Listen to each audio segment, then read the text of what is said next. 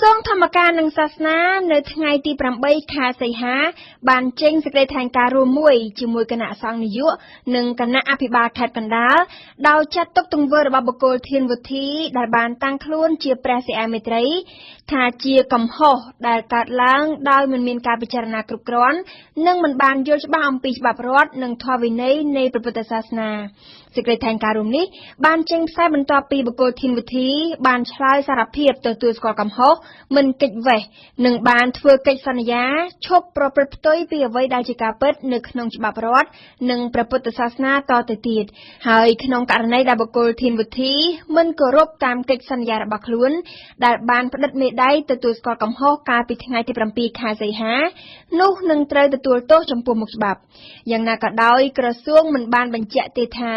តើបុគ្គលធានវុធីនេះត្រូវប្រឈមមុខនឹងទោសទណ្ឌអ្វីខ្លះនៅចំពោះមុខអំពើដែលបានធ្វើកន្លងមក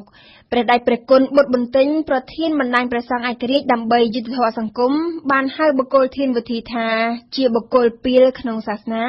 ហើយថាបុគ្គលនេះគួរតែត្រូវបានពិន័យតាមច្បាប់ព្រហ្មទណ្ឌកម្រិតធ្ងន់មួយ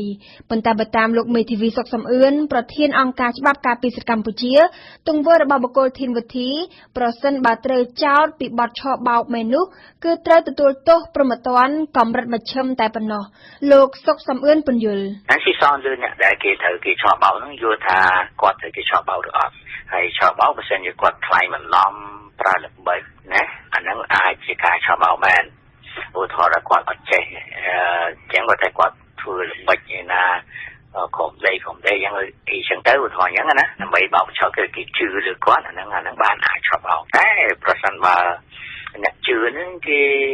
ចាក់ស្ដែងជាមានជំនឿរបស់គេច្បាស់គាត់អាហ្នឹងមិនជាការឆបោកទោះព្រហ្មទណ្ឌអាហ្នឹងចែងក្នុងច្បាប់របស់គេណាទោះកម្រិតបណ្ណាតែមិនជាបទអក្រិតទេបទបញ្ឈប់ទេដោយឡែកចំពោះវត្តទួលរាជាក្រសួងធម្មការនិងសាសនាគណៈសង្ឃនាយកនិងអាជ្ញាធរខេត្តកណ្ដាលនឹងរៀបចំនិមន្តព្រះសង្ឃមកគង់នៅ